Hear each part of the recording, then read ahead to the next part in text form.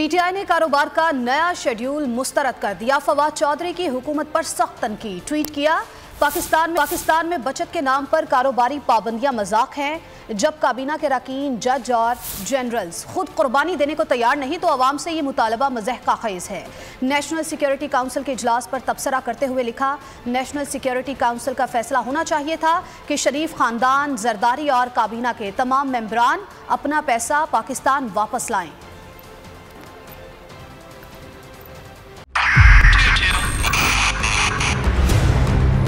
2022 बहुत सारे तोहफे भी देके गया पाकिस्तान की आवाम को। पाकिस्तान की आवाम को एक तोहफा ये दिया कि आवाम को पता चल गया कि पाकिस्तान का मीडिया क्या है। हक और सच का सफर साल 2022 में बोल रहा नंबर 1। हमने बहुत सारे शोज और ट्रांसमिशंस की, पूरा साल मुसलसल जदोजहद में निकल गया कि ये वोट ऑफ कॉन्फिडेंस के पीछे कौन लोग थे। तोड़े रेटिंग के सभी रिकॉर्ड। एंकर्स ने भी आवाम में सबसे ज्यादा मकबूलियत पाई और सोशल मीडिया पर भी बोल रहा सब पर भारी। सब्सक्राइब करें और बेल दबाएं ताकि कोई खबर रह न जाए।